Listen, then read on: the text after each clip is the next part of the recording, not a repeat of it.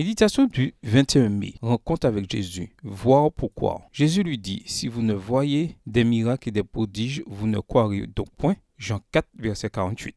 C'est la réponse qu'a reçue de Jésus ce pauvre homme, un fonctionnaire royal, après s'être approché du maître pour lui avoir demandé de venir guérir son fils mourant à Capernaum. Cette réponse pourrait éventuellement ressembler à celle de quelqu'un de mauvaise humeur qui se défoulerait sur un autre qui n'est pas nécessairement coupable. Mais non, il n'y avait en Jésus aucune mauvaise humeur. Il ne faisait que souligner une caractéristique de son peuple qui, s'il ne voyait pas de miracle, ne croyait pas. Ses voisins de Nazareth le rejetaient et beaucoup de gens doutaient de son ministère. La foi était la clé et il y en avait peu parmi eux. La réponse de Jésus n'a toutefois pas déstabilisé notre homme. Il savait que c'était sa seule option, qu'il y avait en lui quelque chose de spécial, bien que son apparence simple et fatiguée le faisait douter de son pouvoir. Aussi l'a-t-il supplié d'aller voir son fils. Mais ce n'est pas ce qu'a fait Jésus. Il lui a au lieu de cela donné l'ordre de rentrer chez lui parce que son fils était vivant. Jésus savait aussi que ce père, subordonnant sa foi en Jésus à certaines conditions, n'était disposé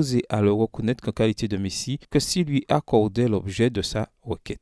Extrait du livre Jésus-Christ, chapitre 20, page 162, écrit par Ellen G. White. C'est pourquoi Jésus a répondu ainsi. Ce courtisan ressemblait à beaucoup de ses concitoyens qui étaient attirés par Jésus par des motifs égoïstes. Ils espéraient recevoir quelques bienfaits spéciaux de sa puissance et ne consentaient à croire que si leur demande d'ordre temporel leur était accordée, mais ils ignoraient leur maladie spirituelle. Ils ne comprenaient pas qu'ils avaient besoin de la grâce divine. Extrait du livre Jésus-Christ, page 162 à 163. Chapitre 20, livre écrit par Ellen G. White. La même chose peut nous arriver à nous aussi. Combien de fois exigeons-nous des conditions, des preuves ou des signes pour croire en la parole de Dieu ou sa volonté? Au lieu de continuer à supplier Jésus et de lui faire entendre raison sur la gravité de la maladie, au lieu d'offrir de l'argent ou des promesses de gloire, comme le lui aurait permis le pouvoir qui lui était conféré dans cette région, l'homme a obéi. Il a ressenti la joie et la paix de croire en Jésus. Et non seulement son fils s'est rétabli, mais toute la famille a cru. À l'heure exacte de sa foi, la guérison s'est produite dans sa maison. À quelle heure abandonneras-tu tout entre les mains de Dieu? Aujourd'hui, prêt à accepter qu'il a préparé pour toi plus de choses que tu ne l'imagines et que tout n'est pas question de voir pour croire. Bonne journée à toi et que le Seigneur te bénisse.